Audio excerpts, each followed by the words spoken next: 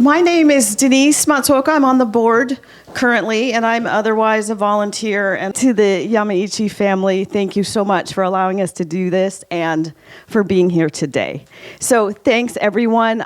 The plan, the general, I'm not going to call it an agenda, but we are going to have a couple people intro just to talk about the early days of jams. And then it's kind of open mic night. We would love for anybody who has a story to come up here and share it. So with that, I will turn it over to Will.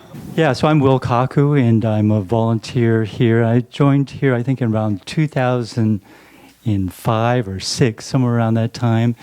And I remember meeting Jimi and Eiko around that time. I think I had gone to the Tule Lake pilgrimage in 2004. That's when I first met them. And they were just both very welcoming.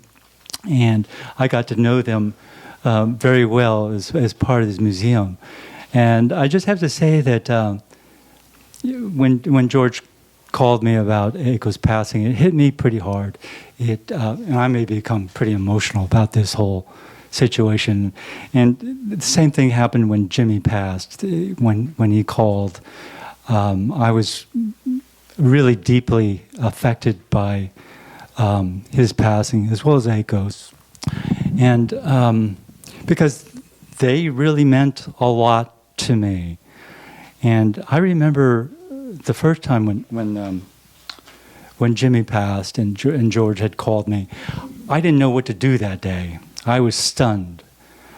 And I decided I would come to this museum that day just to hold on and grasp onto any memories that I had of Jimi and remember some of those emotions that I shared with Jimi.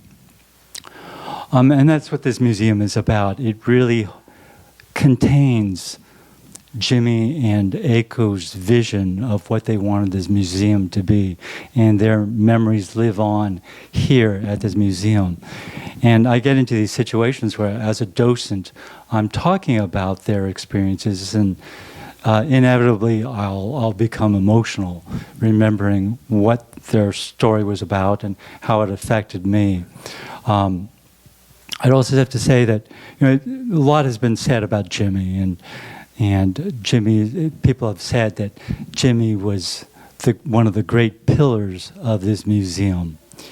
And not only was he one of the great pillars of the museum, this community rather, that he also built the pillars in this community. But I also have to add that it was Eiko that really softened the edges of those pillars. It's really true, right? Jimi was a great friend of mine, but there was always some conflict that we had. He was very opinionated, right? I think people know that. But it was Eiko who really smoothed out the edges with Jimi. And I'll always remember, as I said, she was just very welcoming when I first met Eiko. She had a big heart. And I'll always remember, and probably you do too, that whenever you'd see her, she always had this big smile on her face. And I was very honored 2 years ago to film Eiko and really got to understand and learn about her story too. And I learned, it was a very emotional interview too. It was like, I think I spent 2 or 3 hours filming her. And what was revealed to me at that time was that behind this great smile that she had, there was this inner strength that she had. And I realized during the course of the interview that that inner strength was born out of some hardship and some pain in her life. And I remember she talked about how when she was 7 years of age, she was suddenly thrust into the mother role of her family. I remember how she recounted how her mother had some physical malady several years before. And from that, her mother became emotionally dysfunctional in some ways, mentally and physically dysfunctional. And so Eiko, at 7 years of age, had to step into that role of being the mother of the family. And I remember that she also said that she had special responsibilities now. And she had to especially take care of her younger brothers. And particularly, she became very close to the youngest brother, who was 6 years younger than Eiko. And she helped raise him and the rest of the kids, and how she was just very devastated when that younger brother passed away at a very early age. She called it the experience as just losing part of her life after her brother's passing. She said that she basically lost her right arm. It was like losing your right arm after he passed. So it really affected her greatly. I remember she also revealed her experiences of encountering racism and discrimination in school, especially after the Pearl Harbor attack. I remember how she talked about when she was incarcerated in Jerome, that she was visiting relatives at Roar, the nearby camp in Arkansas, and that was her first time encountering seeing segregation firsthand there, and how disturbed she was by all of that. I remember that she also said, because she had this special role in the family of being the mother at such a young age, she wasn't allowed or wasn't capable of attending certain functions because she had this special responsibility. She said she couldn't even attend. She wanted to go to college, I think in the camps. I can't remember exactly the date. But she said that she was unable to go to college because she had to stay at home taking care of the family, especially her mother, who was, as I said, not functioning very well. So those are the memories that I had from her. It's just a very emotional experience.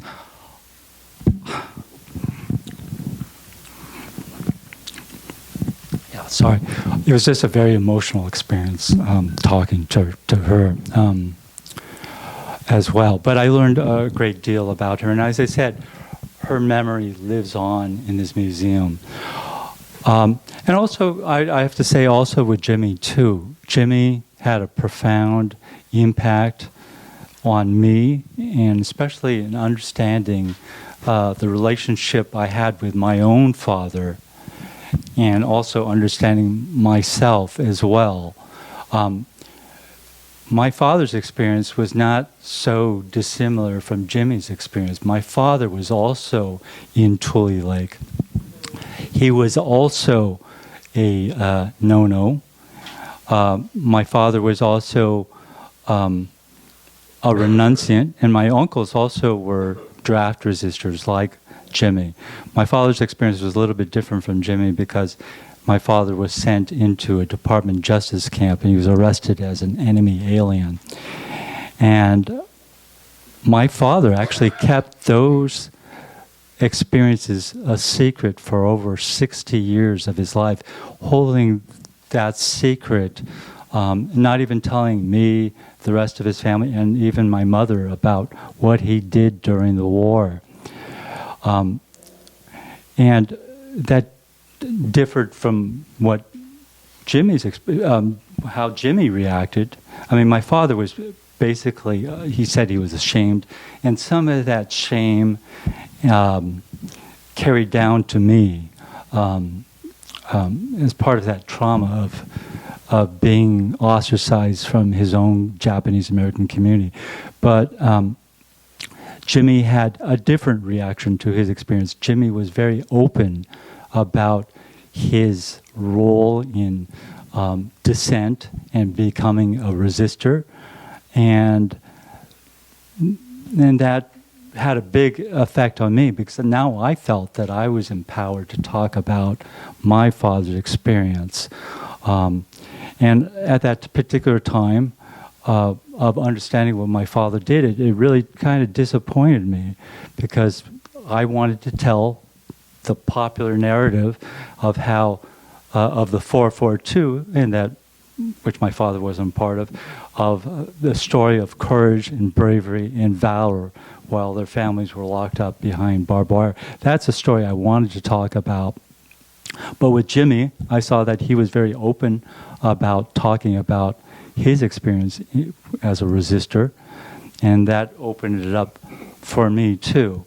And I remember at the Day of Remembrance event several years ago when we were honoring Jimi at that particular event. And it surprised me. He actually called me up to the podium so that I could stand with him on the podium as he talked about his story.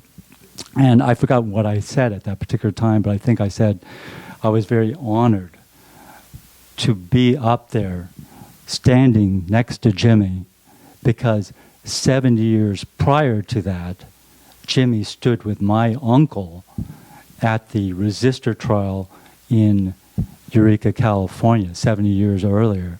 And so I was very honored to stand up there with him. And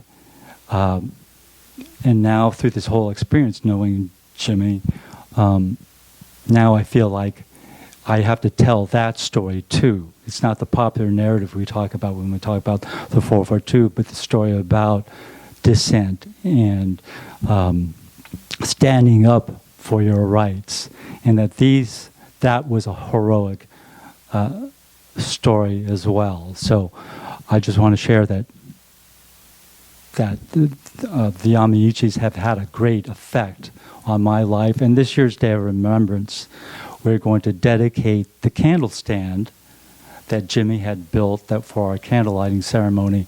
We're calling that the Yamaichi candle stand in tribute to the Eiko and to Jimi too. So I just wanted, I'm sorry I talked quite a bit. It was quite, as I said, it's quite an emotional situation for me. I just want to say that also that we can hold on to these memories. This is a special place, this museum, because this really encapsulates Jimi and Eiko's vision about our history. And yeah, that's all I have to say. So I spoke a little bit long. Okay, so who's up next? Thanks so much, Will. So we actually, Will's so great because he's an amazing docent and always willing to step in when we need him, because we were waiting also for Michael Sera to drive quickly here from the airport. So as you guys know, Michael Sera is our board president, and he has been not just our board president, but he's been a JAMsj volunteer for quite some time, over a decade. So he knows a lot about JAMsj, and also really about some of those early days of this specific building, and he knew the Yamaichis well. So Michael will be giving just a quick introduction of himself, a little bit about JAMsj, and of course of his memories of Jimi and of Eiko.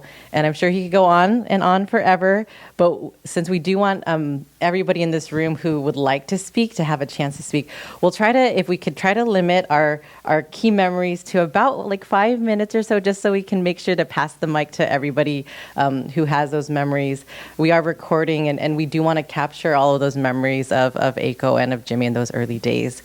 So Michael will kick us off, and then after that, anybody who would like to share, please just raise your hand, and Michael, pass the mic. If you could come up here to speak, as Denise said, so that we are able to capture the sound on the mic, and then also your beautiful faces on the camera. That would be great. If you're not able to come up here, don't worry. You can stay seated where you are. As long as you have the mic, we'll be good to go. So without further ado, take it away, Michael. Vanessa, thank you very much. Good morning, everybody. And my condolences to the Yamaichi family. Yeah. You know, Eiko to me was someone, like Will had mentioned, is just someone who is sweet, very huggable. And I'm a hugger, and I love to hug Eiko.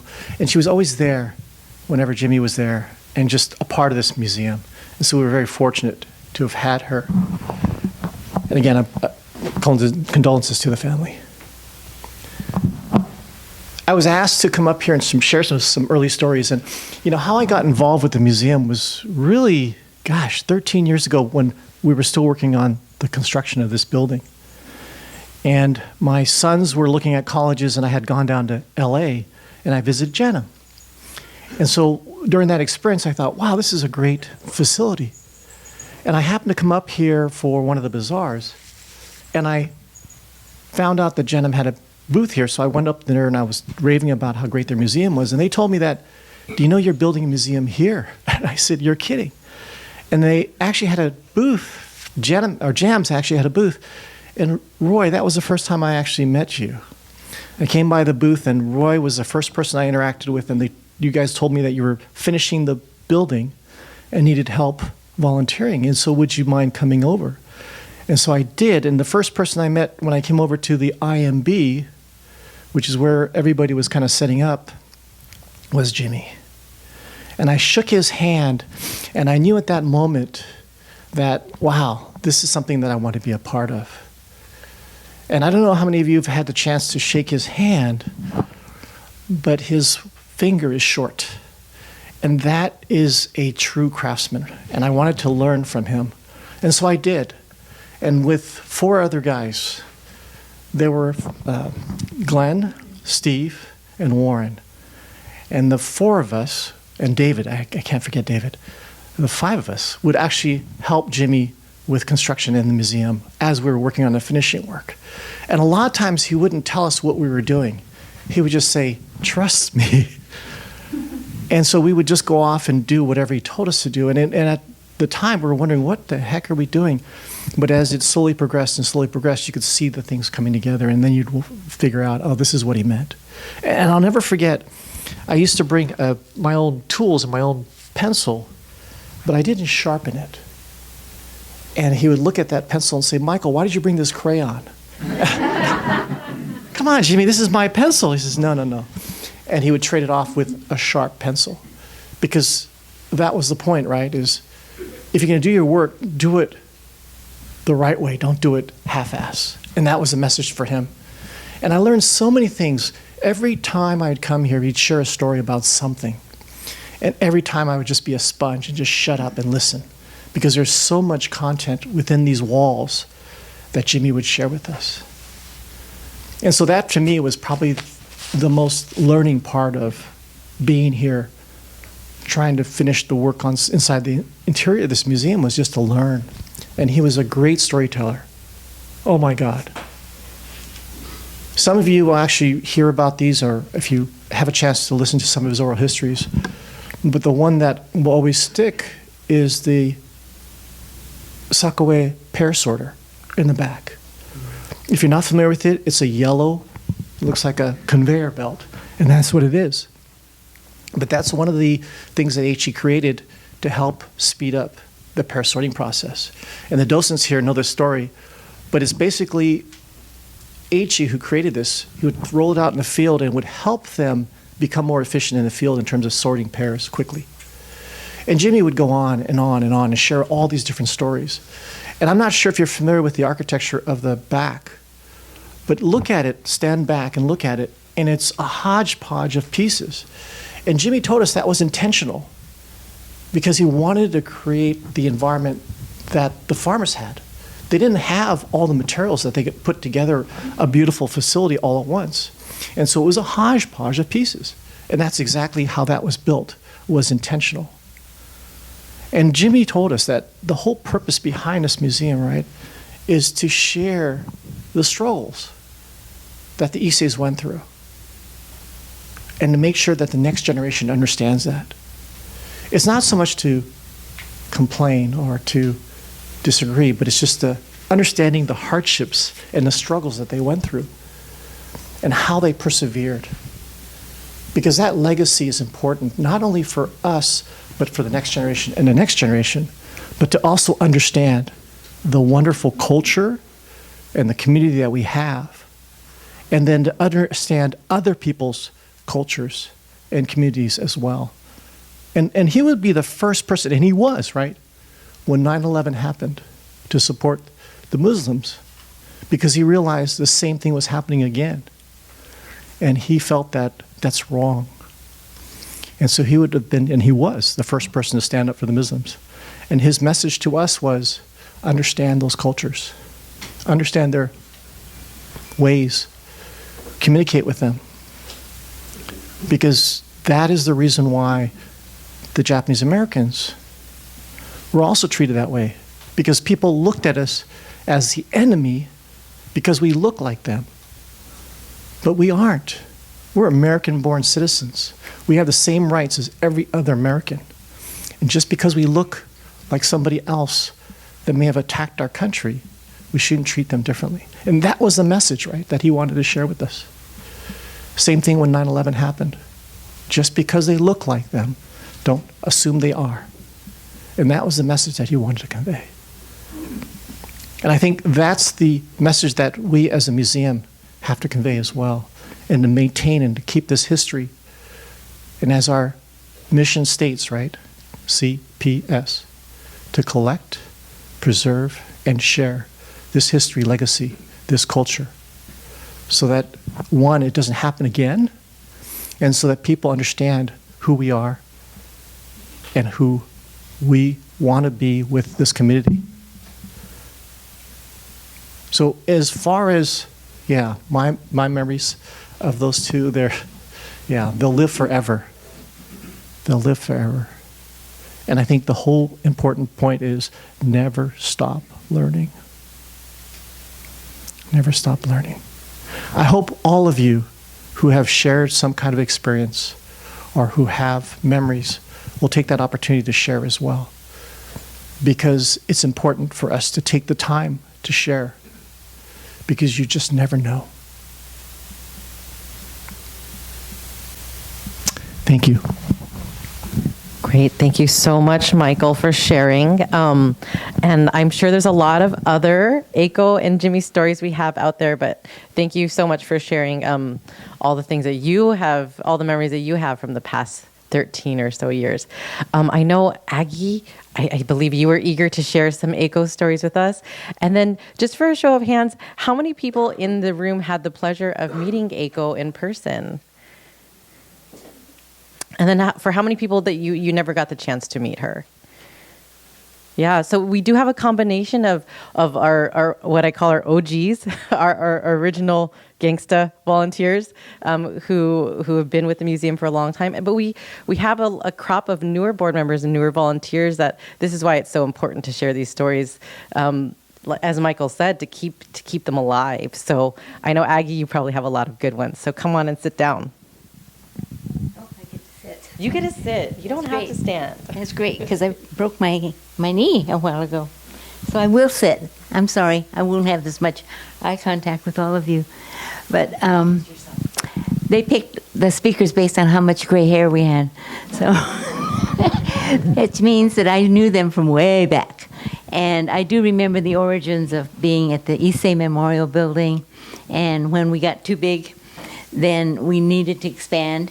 And it was suggested that this house, which was the Nishikawa house, be purchased as an expansion.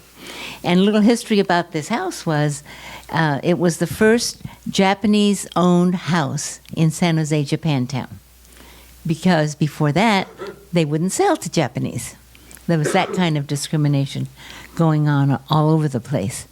So I do remember the many events that we had where Jimi was the storyteller, and Eiko was always in the shadows. She was in the background supporting him. And that's another typical Asian kind of behavior. The woman is quietly bowing and serving and doing everything to make the man look, rich and famous and knowledgeable, okay? And making the rice at home so that they could eat. Anyway, I knew them as pioneers for this museum, and they were wonderful role models for all of us. I hope that all of you young kids here will someday be able to hear all these stories, because unless you actually met them, you just you just hold them in your heart after you get to know how generous and thoughtful and knowledgeable that they all were. I'm a retired educator, so our story goes on in terms of, we call it lifelong learning. You never stop learning, okay? When I went on to higher education, I kept reading and learning more things, and then when I started volunteering here at the museum, I started learning even more things. And one of the big ahas was I was a docent for a women's group from the East Coast, Caucasian women. And I'm going along showing the different exhibits, and I pointed to Poston and I said, this is where I was incarcerated as a young child. You were locked up? They had no idea that the Japanese Americans were locked up and behind barbed wires. So one of them took my picture in front of the exhibit as if I'm going to be a part of that exhibit someday. But I was shocked that it wasn't something that more people were knowledgeable about. And as an educator, I realized too, I was always a part of textbook adoptions for the district. And textbooks were not even mentioning the Jewish Holocaust and the Japanese American incarceration until it became required in 1986. That's how late it was that it became required. And if the books did not mention those two issues, we were not going to adopt them in California. So that's pretty late because, incarceration in the 40s, and finally it's being mentioned because the government knew that it was the biggest mistake they ever made to lock up their own citizens. I'm Sansei, I was born here. And they locked up their own citizens because of my face. That's all it was. One of the books, Behind Barbed Wire, the author mentioned that. She said, I was locked up because of my face. There was no crime, but it was a face. So I also thank the JAM family because we always felt like family. Whatever we did, we talked it out and we were honest with each other. And especially, there were some board meetings that were so interesting. Jimi and Ichi, the pioneers, sometimes they would break out and start telling some stories related to the item that we were talking about. And I wanted to just start writing it down right away, but we all listened and we had great discussions at our board meetings because of their experiential kinds of stories.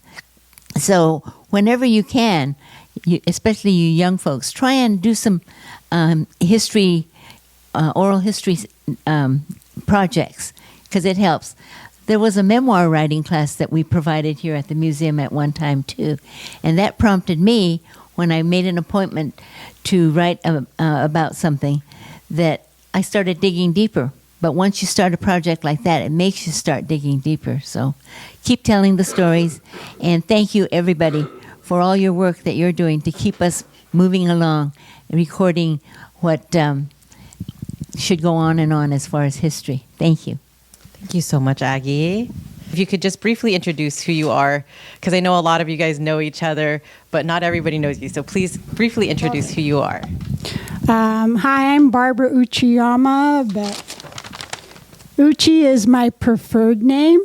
And that's actually one of my Eiko stories, because I had asked everybody, and this is when I retired from teaching after 38 years, and I was called Uchi or Coach. And that's how I responded. And then so I said, could you all call me Uchi? I miss that. And of course, Rich calls me Coach all the time, which is nice. Anyway, and people just had a hard time with that, except Eiko. And it's like, I didn't even know she had heard, please call me Uchi. And the next time I saw her, and after that, she always called me Uchi. And I said, well, if Eiko could do it, how come the rest of you can't jump in? But, that's how she was. She was very respectful. I wrote down a few things because, we're at that age where CSR,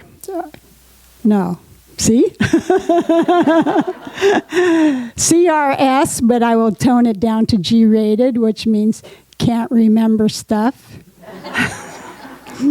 So I wrote stuff down. So one of the things is, yes, I started here like in 1993 or something like that, and Steve and Aggie were already on the board. And little did I know, if you showed up for a meeting, you were on the board.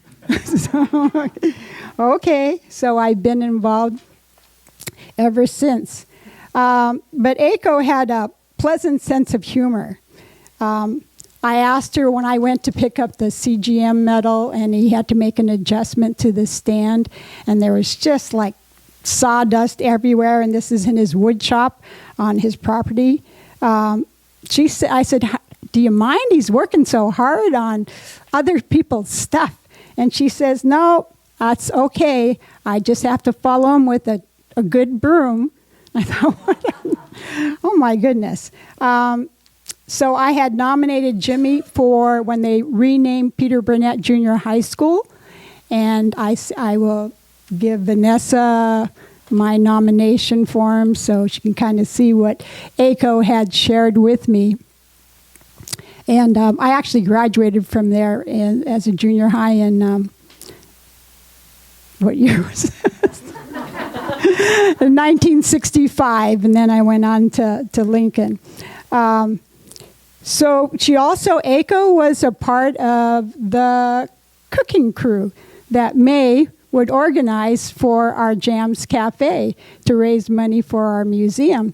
And May was quite a taskmaster. They had to either be here, 6:30 in the morning, and you didn't leave until it was done. So she would have those ladies in the kitchen making whatever it was to enhance our funds and our cafe, and Eiko was a part of that group.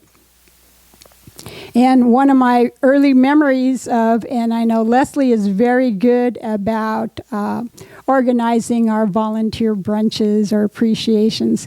And so one of the early times, Jimi came and he brought his wok, a whole stand, and fired up and made chow mein or something like that. And I thought, wow, this is great. Well, we never got it again. But of course, Eiko was his sous chef. So it was great. And then one of my last memories with Eiko is I saw her, and she was with Margie Oyama, and I can't remember who else, but a couple of other people having lunch at a Japanese restaurant in Campbell. And I was there with my cousin at another table. And they were eating, and they were just a step ahead of us, and we were eating. And then my cousin goes, well, let's get ice cream. I said, no, we're so full from this lunch. And I look over that table where Eiko and 3 other women were, and they were chowing down on a big old ice cream cone. So I gave myself permission. Okay, let's get an ice cream. If Eiko could get one, we could have one too. So that's one of my favorite memories of Eiko. So I did have just a couple about Jimi. He would get these great ideas, like somebody had said. Again, CRS. Anyway, the map that when you start from the incarceration site, right? Don't you find that invaluable when you're docenting? To give them a perspective on geographical and just the history of education or educational experience to start off, your people understanding how many places and what it meant across the United States. It was a great starting place, but it was Jimi's idea. I know sometimes he would come up with a great idea, and then he would tell his son, could you make this? So, and that was nice that he would do it. But one of my favorite stories about Jimi is, and I like to share it, and when I've gone to Manzanar and talked to them, I share it with everybody. But because he also did. If some of you should know, or all of you might know, he was the construction director behind the jail at Tule Lake. And if you go visit Tule Lake, everything is gone but what? the jail. So he had said, his story was, they came to him and asked him, would he build the jail? And he said, why the hell would I build a jail? Look around you. Are you stupid? We're all in jail already. And so he said, well, he went ahead and took the job, but he ordered some pretty expensive and high-quality stuff because he just said he on purpose was trying to delay the building of the jail. But it stands because of him and his abilities today. So, thank you. Thank you so much, Uchi. Thank you. And yeah, so you guys can see how, like, you know, these tiny memories are so great too, and even just about a bowl of ice cream or about, you know, the education system. So it's great to get the big perspective and also sort of the human personal perspective. And so, Tom, you're up next. Sorry, I should. Hi, everyone. Excuse my voice. My condolences to the Yamaichi family.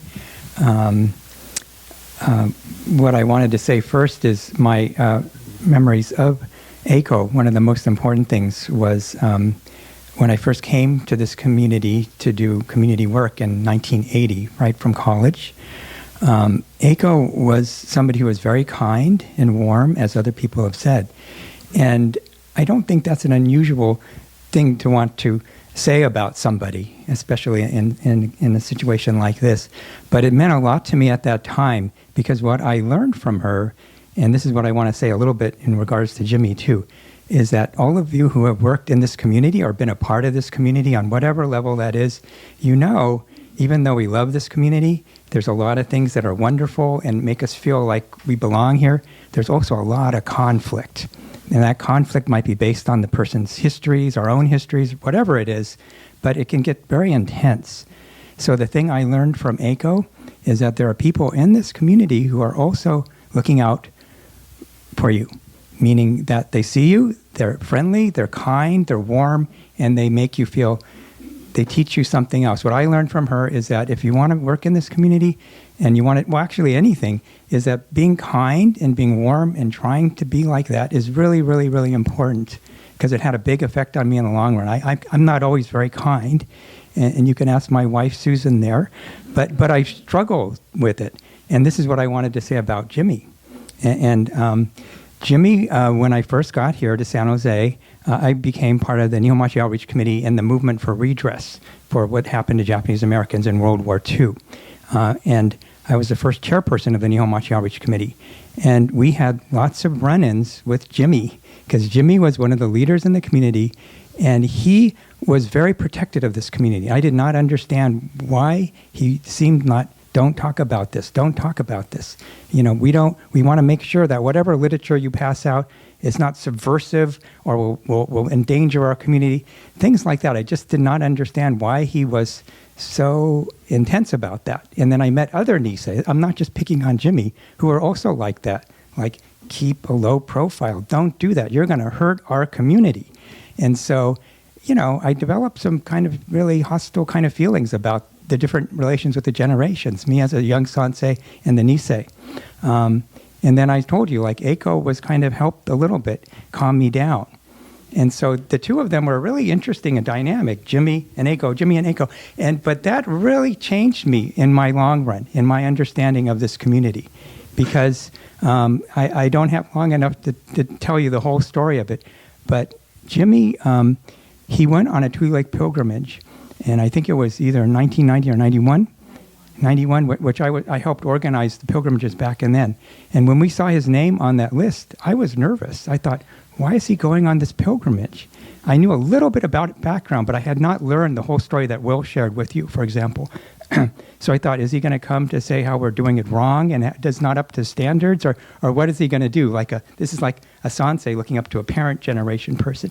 But when he came to that pilgrimage, this was after we won redress. That's a really important thing to understand. He seemed transformed to me. He went there and he was really into it. And then after the pilgrimage, in my mind, maybe some of you had already seen this transformation going, but he went nuts. I mean, he was running around. He went back up to Tule Lake and got that sink that's in there, that big sink. I'm probably not supposed to tell you about that part, but he brought it back here, and he started building replicas of the camps and all sorts of stuff. And I was just flabbergasted. And about the same time, we had our first son, so I was starting to not do much community work, but now and then I would see that he was just being involved in the Tule Lake pilgrimage. And then, as Michael mentioned, he took a stand in defense of the Muslim Americans. Just all of these different things were happening. But what I learned from that, later talking to him about this transformation, he helped me also understand something really important. So all of you here who know about the importance of doing oral histories and doing local history work, one thing that gets left out is it's not just learning what the older people have done and how they endured and suffered, but you as a person recording this information, it's up to you to interpret it and figure out how it applies to your life, not just a vague general lesson, but deep down inside of you. What does this mean for me, and what am I going to do, and what am I going to do for the next generation? Because I have to take whatever's happening now, and I might have to have a different view than the Nisei generation, but I'm going to learn from them, and I'm going to do something now, and it's not going to be easy. It's going to be tough, just like what the Issei and the Nisei face is going to be tough. And so I got from Jimi that you can change even as you get older and you go through all these things. And even if I saw him as a gruff guy who was trying to put me in my place, I understood him more by learning by this interaction with him. And that's the important thing I want to say about all of you being community historians for us, that you're going to have to be involved in this interaction. It's a give or take thing between the old people and the young people and all the other people in the community.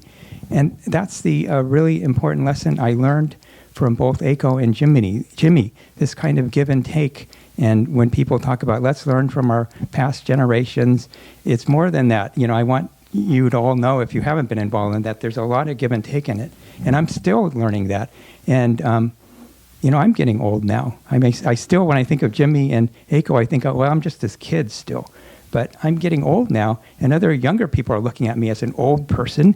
So I'm trying really hard to remember what I learned from Jimi and Eiko in that way. And I owe a tremendous debt, and I feel tremendous gratitude for them and what they represent.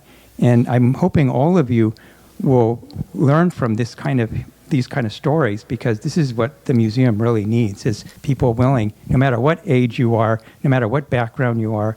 You don't have to be Japanese American, but if you have an interest in this community, how you can also learn how to be part of this give and take and this dynamic, because it's really, really needed right now in this whole country. It really, really is. So thank you, and my condolences again to the Yamaichi family. I really, really miss Eiko and Jimi very much. Thank you. Thanks so much, Tom. That's a tough one to follow. And also, he didn't introduce himself, but that was Tom Izu. He's on our advisory board, a former board member of JAMsj, and involved with so many things in Japantown. If there's an organization that has activism involved in it in Japantown, Tom's part of it. So very important part of our community. So thank you, Tom. I have a little different story about Eiko, because I met Eiko at a hearing loss association. She was very hard of hearing, and so was my husband. And so I went just to support my husband. Now I could use it myself. But anyway, Eiko was part of our group, and every once in a while, Jimi would come also. And he would always corner me and talk to me about camp and about how I should come and help at the museum. And I just wasn't interested at all. And I continued to talk to Eiko, and she was, like Tom said, a very kind person. And eventually, after my husband died, I thought, well, maybe I'll go check out the museum. And I came here to volunteer as a receptionist or to work in the bookstore or something. And Leslie interviewed me, and when I told her I was in the camp in Hila, I was just a little girl, but I was there, then she said, I think you should become a docent. And I didn't think I could qualify for that, but Leslie set up for me to get some training, and Roy Matsuoka worked with me every Thursday. And one day Jimi came, and he was supposed to be the docent, and I was going to follow along. But, he kept saying, Yoshiko, tell your story. Tell your story. You were in Hila. You talk about Hila. But then, of course, he had so many interesting stories that I just wanted to listen to him. But I appreciated the fact that he was encouraging me to talk when he had so many important stories to tell. And he did tell the story about the prison, and he used his salty language and said, my friends told me later, God damn, Jimi, why did he make this prison so strong? We can't even escape. And this was to an older church group from San Jose, too. But I love that story, and it made me think of the bridge over the River Kwai, when the British built that bridge. And it was going to be a good bridge because they were building it. And I felt that maybe Jimi had that same kind of spirit, even as a young boy. But I wanted to share that with you. I've had so many opportunities here. I even gave a PowerPoint to a group in New York City, to a school in New York City. They're attached to Columbia University. And they paid me very well, and I was able to donate that money to the museum. So I really appreciate what all of you have done for me in my life, too. And Tom, I appreciate him. I was able to be on a panel with him last year, and I just felt so honored to work with someone like Tom. So thank you very much. Thanks so much, Yoshiko. Thank you. So you can see the ripple effect of the Yamaichi family, both from ice cream choices to sort of life path choices. Very big, a lot of consequences. And we're all here today in some part to their work. So are you guys going to make me choose someone next? Oh, all right. George, if you don't mind coming up. And if you don't mind introducing yourself, and everybody, that was Yoshiko Kanazawa, one of our amazing docents, because everybody's forgetting to introduce themselves. So Yoshiko is one of our amazing docents who does a lot of our presentations for our school groups, and is a really, really great speaker. So thank you. Hi, I'm George Yamaichi. I'm the son of Eiko and Jimi. Listen to some of your stories. Well, I knew mom and dad all my life. Yeah. So while dad's doing all this, volunteering with JAMsj, church, everything else, he was never home that much. I mean, every night he's at a meeting. Barely saw him in the evening. So mom was the glue that held the family together. People don't really realize that because everybody sees my dad, helping everybody. Well, it wasn't helping us too much. But mom was always there. So you give a lot of credit to mom, and people kind of forget that. And to reiterate with Tom, he was like a little rough around the edges. When we were growing up, he was very intimidating. What you people saw later in life was a soft version of him. It is always, Dad was like, he was intimidating.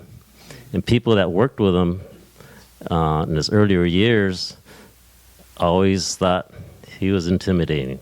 As he gave instructions and he says, clear as mud. And if you didn't say anything, okay, go do it. You give somebody a job, says, go do it. And they're like, what did you just say?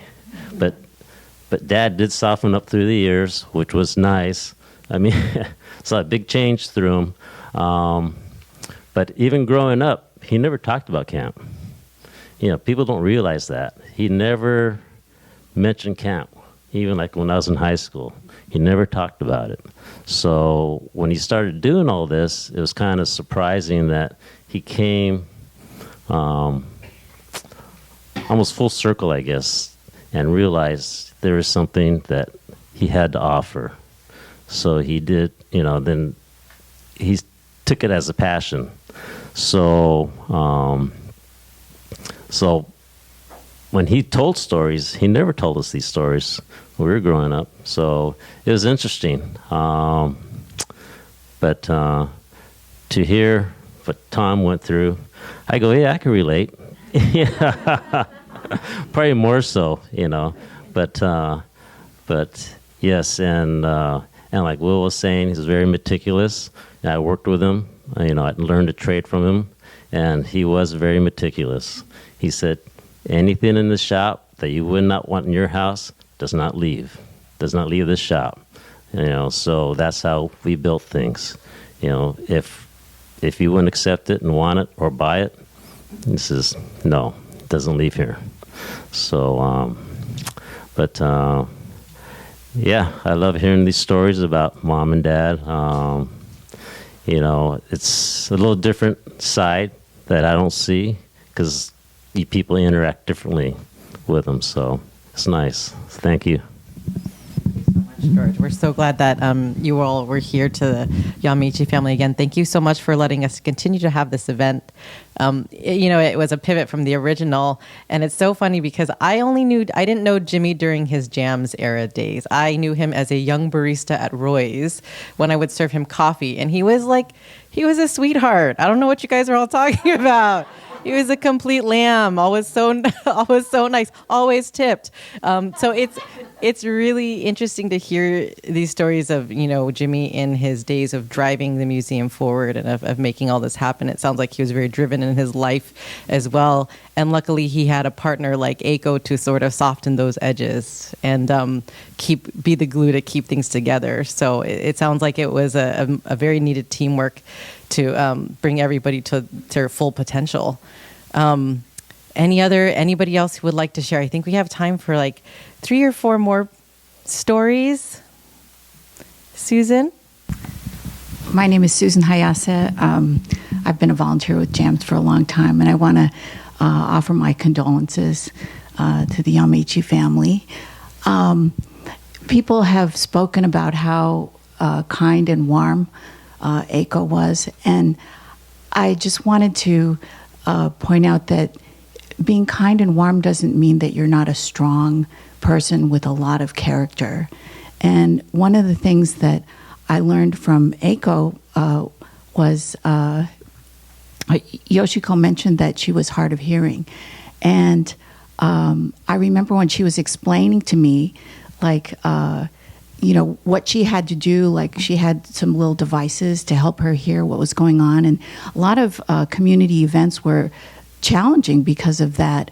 And I remember her, looking me in the eye and really explaining this. And so she was warm and kind, but she had a backbone. And as a result of her assertiveness about this issue, it made us all very conscious of making sure that people could hear at programs, because that's something that gets overlooked.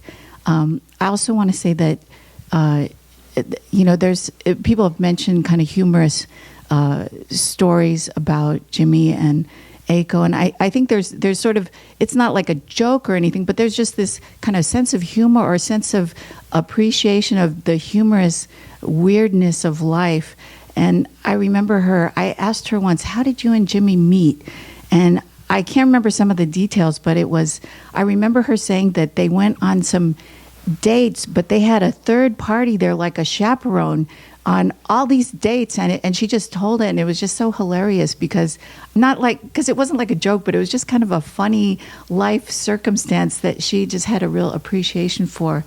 But then she also mentioned that when they came to San Jose to live, that they were in reduced circumstances, and they lived in a building that used to be a chicken coop, which really amazed us, and kind of, so I think what I learned from Eiko is that, you know, there are all these ups and downs in life, but there's strength and principle and important things to make sure that they happen, but also there's suffering, but also humor, you know, and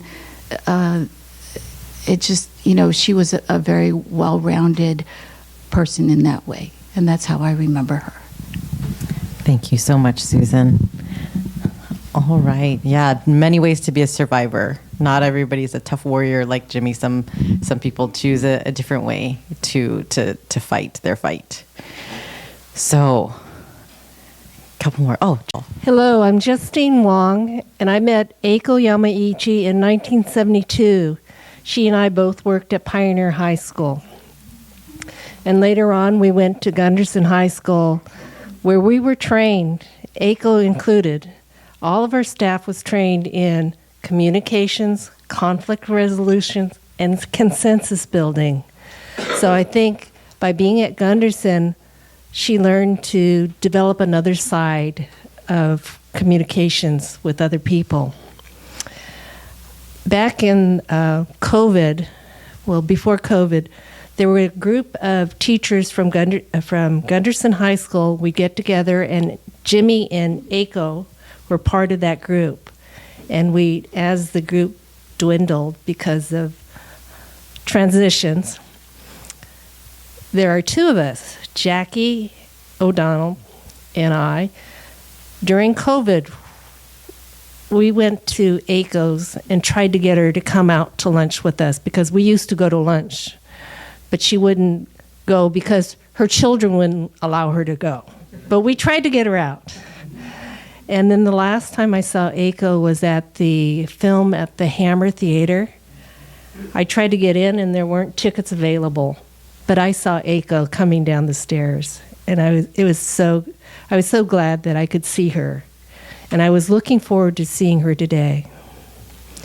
My condolences to the Yamaichi family. thank you so much, Justine, for sharing that. Yeah, it's the little chance encounters that are so great in the Japantown and JA community that if you go to some of these events, that you're going to run into people that you know. If you go to Roy Station, you're going to see somebody like, Tom and Susan seated there having a meeting. So we are lucky we have such a strong community where people come out, and that, as long as you stay involved and active, you'll be able to run into all these acquaintances that will become friends and, maybe coworkers and co-volunteers someday. So it is really amazing. So Steve, I know you had your hand up. Your time has come. I'd just like to second the third or fourth the comments about Eiko. I just remember her as being friendly and very active, but she's one of those people who was always working in the background, trying to fit in and help out wherever she could. And I was really shocked one day when Jimi was on a panel and they had her as a speaker too. And she was a tremendous storyteller. I just didn't know that aspect of her until she was on this panel, but she was great. Next comment I'd like to make is due to Warren here. We were just having lunch the other day, or maybe a couple of weeks ago, and he mentioned that Jimi had built the cross at Wesley, and that sort of really grabbed me because we all know that Jimi was Buddhist, and he did all kinds of repair work and fancy tile work for the roof and all of that. But then the fact that he had crossed over and helped Wesley do the cross, I thought that was pretty amazing. And that he and his generation, maybe other folks like Kenny Ogaki was another one who, I think the Niseis, after they came back from camp, compared to the Issei's, had a good sense that to make the community work, they were going to kind of bridge like the Buddhist, Christian, Buddhist, Protestant fissure or cleavage or gap. And I think that's really important, the that because San Jose is known to be, relative to, say, LA or San Francisco, a pretty cohesive Japantown. And I think it's partly because of the insight of the Issei's, maybe partly due to camp, maybe partly due to their Americanism, as it were, their assimilation, but the fact that they knew that it would be much better for the community to work together and reduce the, say, the prefectural cleavages, the religious cleavages across the community. So that, I think, had long-term helpful consequences. The other comment has to do with what people have talked about as maybe Jimmy's Japanese American version of being an alpha male, being kind of intimidating, as George mentioned. And I think a lot of us didn't have nearly as strong a experience with that, but we sensed that, right? And so most of the times Jimmy would have a great idea, and he'd run with it with Glenn and the construction crew and so forth. But once in a while, of course, some of us didn't see the world exactly the same way Jimmy did. And so in that case, we called on Joe Yasutake to be the point person, because a lot of us were a little intimidated, I guess is the right word. And Joe really was great at this because of all of his credibility as president, working with the organization and so forth. But beyond that, maybe some of you don't know that Joe was used to work for the Air Force, and he used to work with a lot of demanding generals and surly sergeants, trying to, for example, he was the human factors head of the C-5A aircraft. And so he was well-trained when he came to JAMsj to play this kind of a role, so he did a great job trying to get Jimmy to turn around on some of the few issues that we disagreed. For example, one time I know some section of San Jose State wanted to borrow some artifacts, and for some reason Jimmy didn't want to loan these artifacts to the San Jose State people. And so some of us thought that would be a good idea to loan it to them and build a relationship and so forth. And so Joe went there and he successfully changed Jimmy's mind, which was great. So that's how some of that intimidation sort of got worked around occasionally. So, but he obviously did a whole bunch with regard to building this museum and all the aspects of it and reaching out to the community. Thanks so much, Steve. And also Steve Fugita, learned scholar from Santa Clara University, and also one of our advisory board members and JAMsj board member. So I think if we could get one more, introduce yourself. I would like to leave a story for Jimmy and, not Jimmy, but George and his wife, story that he talked about stories that he hadn't heard before. But that was one of the things that was real interesting in my relationship with Jimmy, in that back in 1977, when the city of San Jose was celebrating the bicentennial, and the mayor at that time came to the community and asked for the Japanese American community to be involved. And so many of us kind of stepped up, and it was a very successful week of celebration, along with all the other communities in the city of San Jose. But at that time, this was the beginning of our Nikkei Matsuri. And one of the things that I learned from Jimmy and some of the older Niseis at that time was the notion of some of you may be familiar with the term Kenjinkai. In San Jose, in the pre-war, there were three dominant groups of people that came to this area from Japan. And one of them was Kyushu, one from Hiroshima, and the third, larger groups was Wakayama. And it was very interesting to learn, and I didn't really understand all this stuff because I was still young. But the Kenjinkais that each of these areas had developed had its own values, or whatever you want to call it, that they didn't cross over.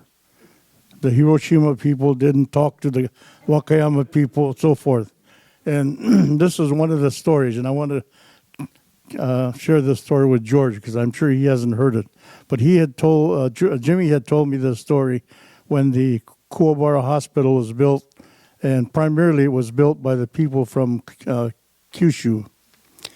And his father had told him this story that when he was ready to start his family, that his father was originally from Hiroshima.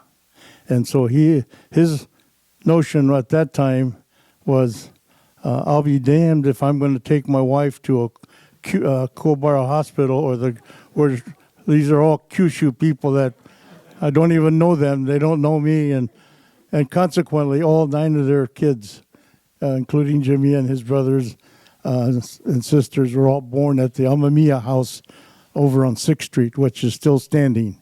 And so that's kind of a landmark here in Japantown, which a lot of people don't know the stories about all these monuments that have been created. But based on that, my experiences here in Japantown as I grew, and Jimmy became my, quote, big brother.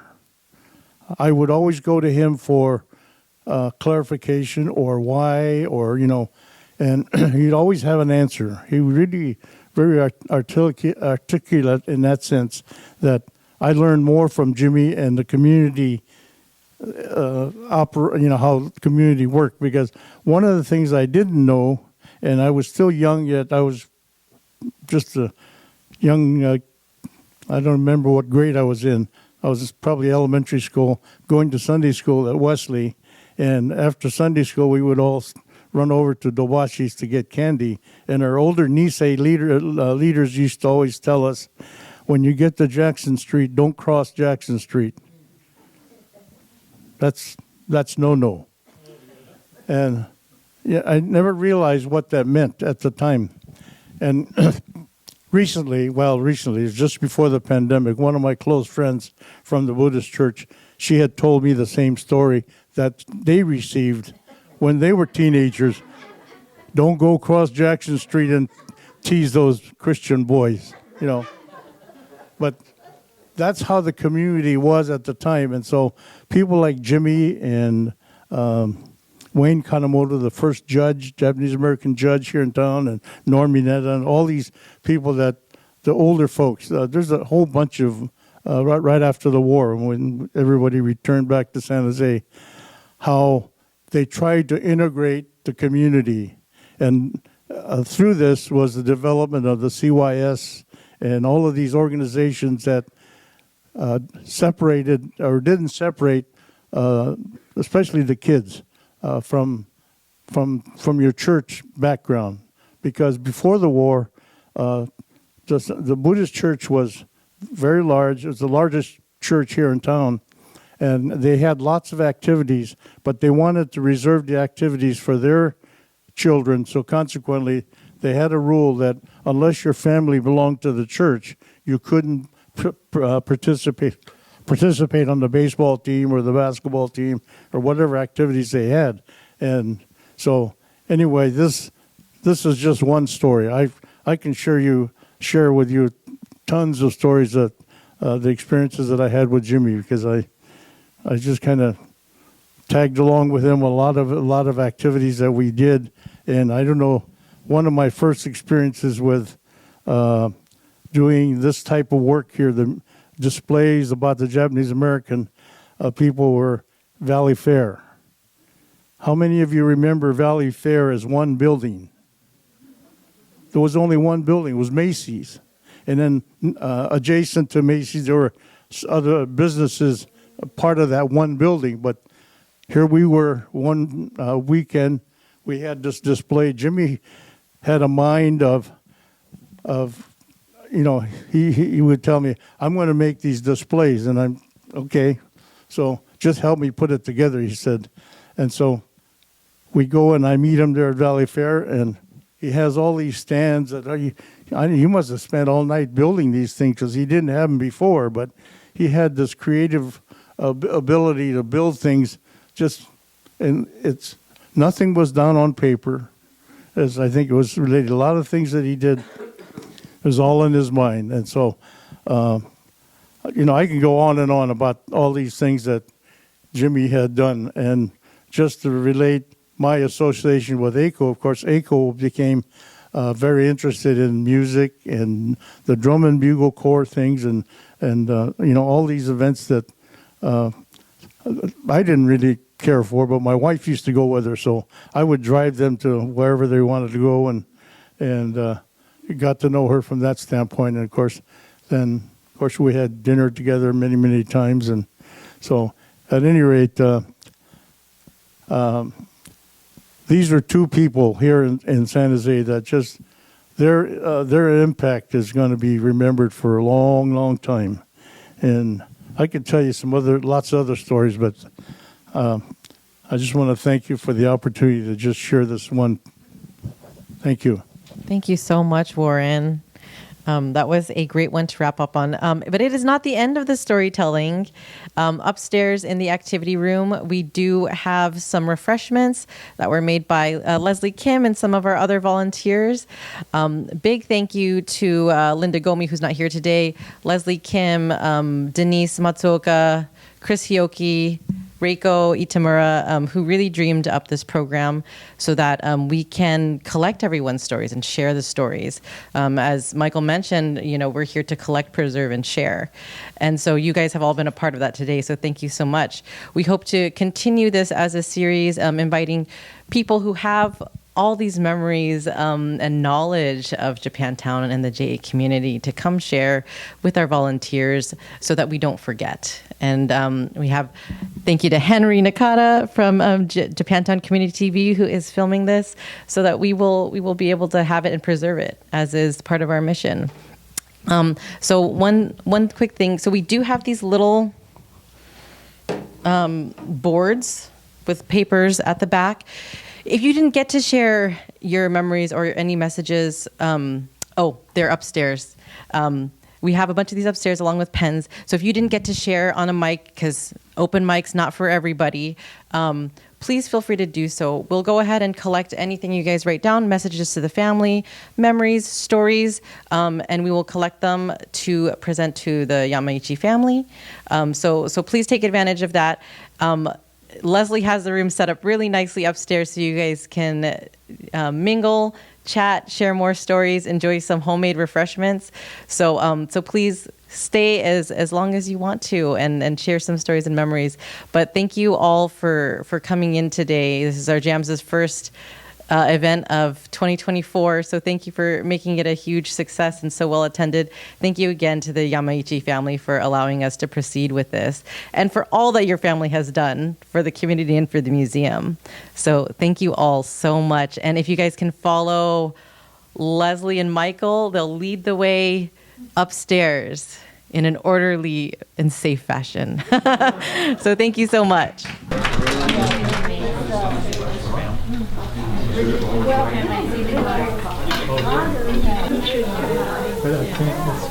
gotta get